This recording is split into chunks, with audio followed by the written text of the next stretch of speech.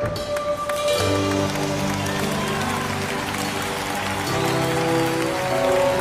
yeah, yeah.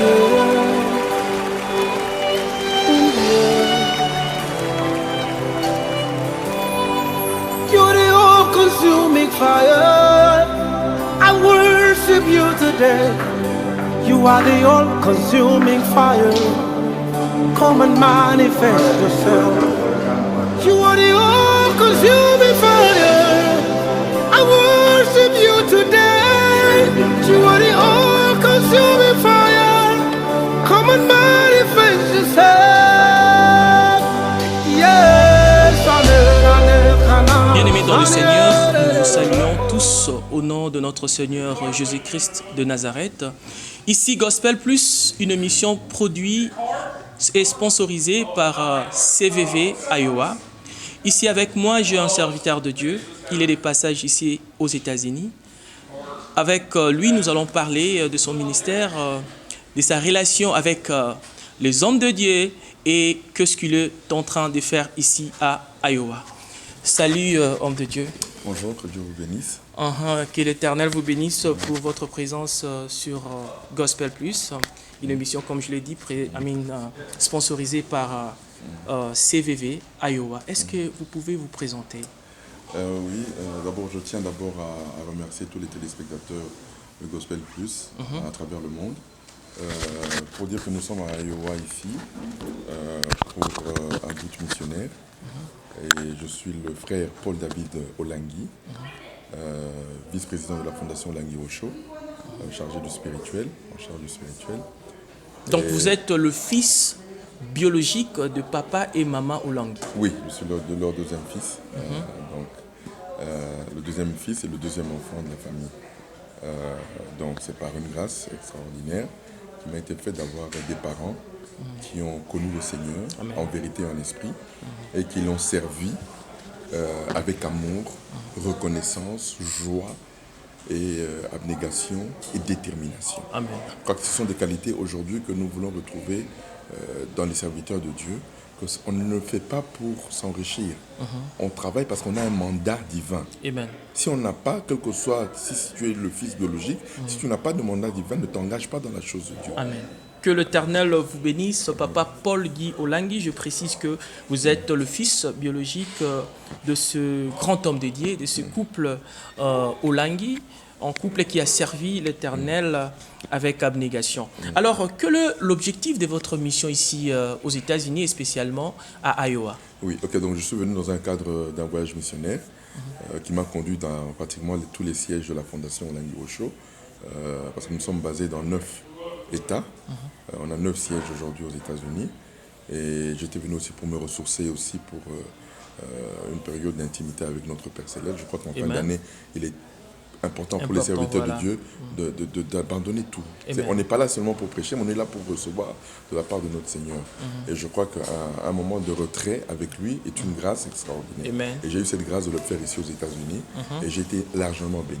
Et ici, je suis en Iowa, c'est pour l'inauguration de la nouvelle salle que le peuple d'Iowa nous a bénis et nous a surpris. Avec cette bonne nouvelle, car on en a besoin vraiment d'avoir de bonnes nouvelles. Et la bonne nouvelle, c'est qu'ils ont trouvé une salle d'adoration où on pourra exercer nos activités spirituelles. Amen. Oui. Vraiment, merci beaucoup, pasteur Paul Guy Olangui. Paul David Olangui. Oui. Et là, je voudrais poser une question très importante. Je sais que vous êtes serviteur de Dieu. Comment était votre relation avec papa sur le plan ministériel? Sur le plan ministériel, d'abord, il faut dire que j'étais un de leurs enfants qui leur a posé beaucoup de problèmes. Hein. Vous savez, c'est toujours Dieu, c'est toujours comme ça. Hein. Il va chercher ses élus dans les bas-fonds, les profondeurs de ténèbres. Et j'étais vraiment, au début, en opposition avec mes parents, parce que moi, j'aimais le monde, incrédule. Donc, vous étiez différent de ce que vos parents faisaient. Oui. Pendant que mes parents étaient connus mondialement, moi j'étais un bandit, un voleur, un escroc. J'ai fait la prison en France, en Suisse, en Belgique. Et pendant que mes parents étaient connus mondialement, au monde, moi j'étais encore dans les ténèbres. Mais comme je dis toujours aux gens, c'était difficile pour eux de supporter un tel fils. Oui, mais quand vous avez la promesse de Dieu, Amen. Parce qu'on ne vit pas par la vue, on vit par la foi. Amen. Quand vous avez les promesses de Dieu, peu importe ce que vous traversez, vous fixez votre regard sur Christ. Vous jugez vos enfants, vous jugez tout ce que vous voyez par rapport à Christ et non par rapport aux événements. Mais aujourd'hui, on a tendance à juger par rapport aux événements au lieu de juger les hommes par rapport à Christ. Voilà. Et mes parents ont gardé la foi et Dieu les a honorés, Dieu les a récompensés. Parce que nous sommes élus avant la fondation du monde. Amen. Dieu n'est pas surpris de ton parcours. Amen. Mon parcours, Dieu n'a pas été surpris. Au contraire, même au ciel, il rigolait. Pendant que je volais, j'ai squoqué, Dieu rigolait. Il dit, oh, je l'attends telle année, il me servira. Vraiment. Parce qu'il a déjà, on est des choix. On n'est pas, c'est pas par hasard qu'on devient enfant de Dieu. Amen. On a été élus avant la fondation du monde. Que l'Éternel soit béni. Et là, je profite même pour dire merci à tous ceux-là qui nous soutiennent. Pasteur Peter Bandous, qui est vraiment notre soutien, Papa Mboyo. Et j'aime aussi votre sœur, Aksa Olangi. C'est une dame qui fait la fierté de la musique congolaise. Nous avons vu des Américains descendre à Kinshasa, une première vraiment. Vraiment que l'Éternel la bénisse là où elle est, maman Aksa Olangi. Aujourd'hui, papa et maman ne sont plus là. Batumingi va peut-être comber au Koufa. Est-ce que comment fonctionne?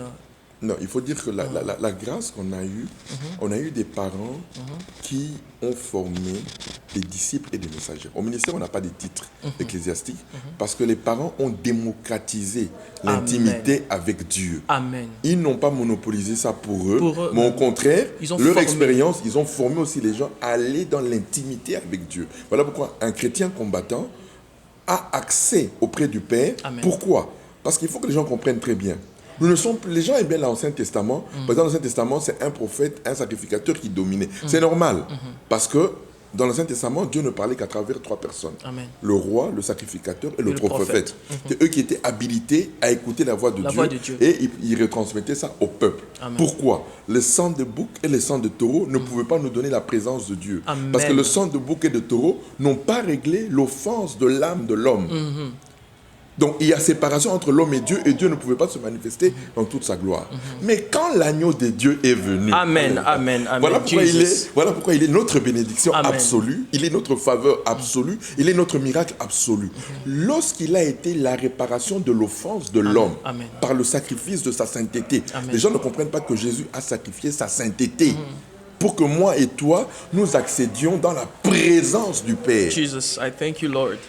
Alors, maintenant, une fois que c'est fait, je n'ai pas besoin que les gens passent par moi. Amen. Je ne suis pas le médiateur de la Nouvelle Alliance. Amen. Il n'y a qu'un seul médiateur de la Nouvelle Alliance. Amen. Il s'appelle Jésus-Christ. Tout celui qui se présente devant le Père au nom de Jésus-Christ, le ciel est dans l'obligation de s'ouvrir. Amen. Voilà pourquoi les parents ont formé des disciples et des messagères qui ont eu cette grâce d'accéder dans la présence de Dieu. Voilà pourquoi un chrétien combattant est fier de dire que moi je prie.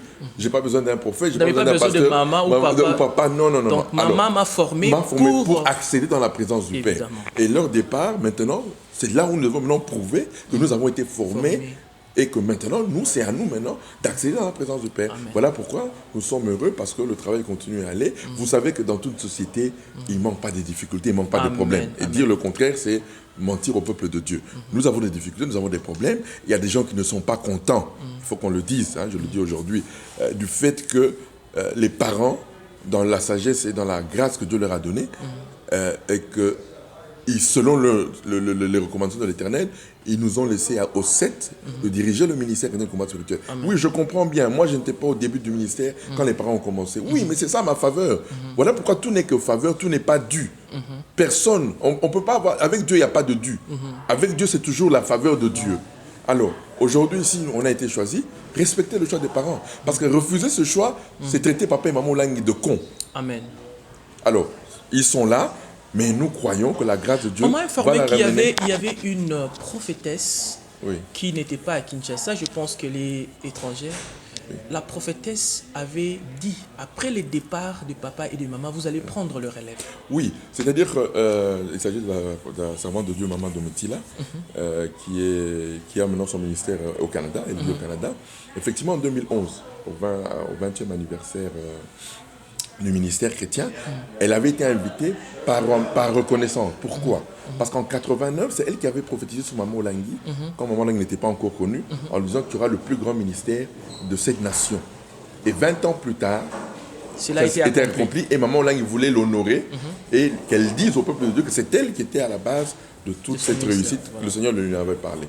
C'est ainsi qu'elle est venue pour les 20 ans. Et pendant les 20 ans, c'est alors que Dieu lui parlera que quand les parents ne partiront, voilà celui à qui Dieu a donné le bâton de commandement. Amen.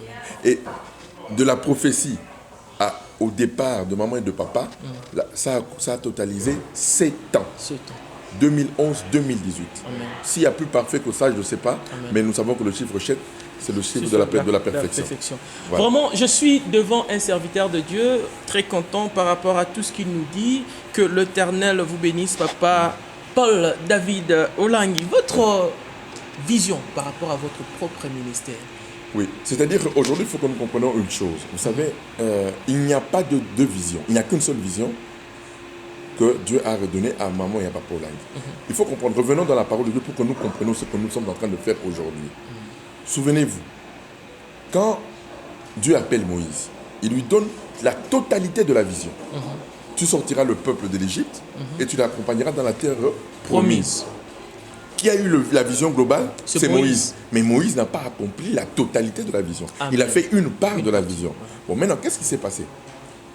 Quel était le fondement de l'alliance en Israël?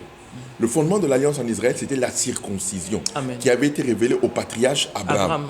En disant qu'au 8e jour, tout mâle devra être circoncis. Et Moïse a expérimenté ça. Il a failli mourir quand il avait oublié de circoncire son fils.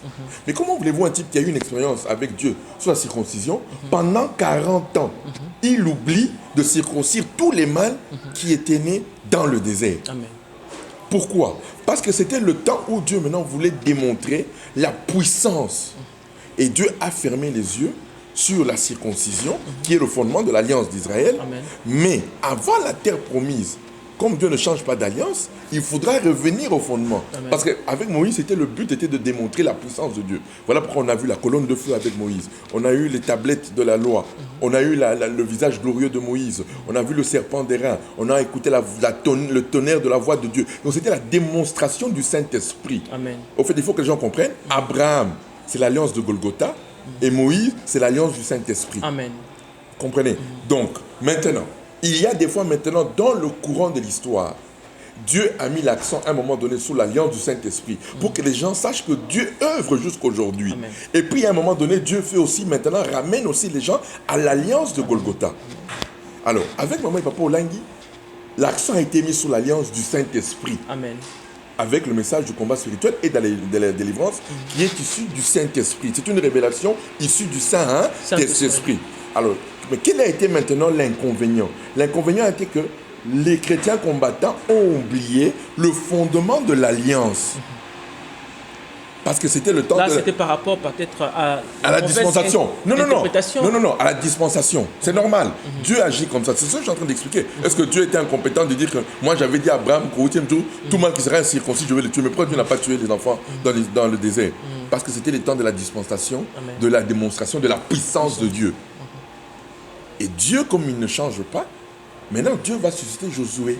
Quand maintenant le mandat des papas et des mamans, on a vu la gloire de Dieu, on a vu la démonstration de la puissance de Dieu. On a vu tout ce qu'il a accompli, ils ont accompli des grandes choses. Voilà. Maintenant Dieu dit, ok, maintenant le temps de Moïse de rentrer dans la gloire rentre. Maintenant Josué doit venir pour maintenant faire des couteaux pour circoncire, c'est-à-dire ramener les gens à Golgotha. Amen. Moi Dieu m'a dit, ramène mon peuple à la croix. Amen.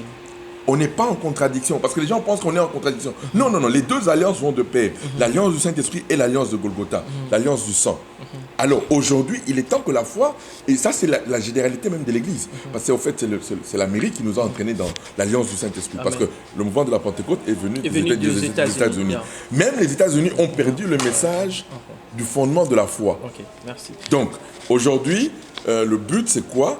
C'est que la démonstration de la puissance soit fondée sur le fondement de l'alliance. Et c'est ça le rôle que l'Éternel vous bénisse, pasteur Paul David Olangi, pour tous ces messages que vous venez de nous donner. Alors, votre mot, disons votre message à l'Église Corps du Christ, pour terminer.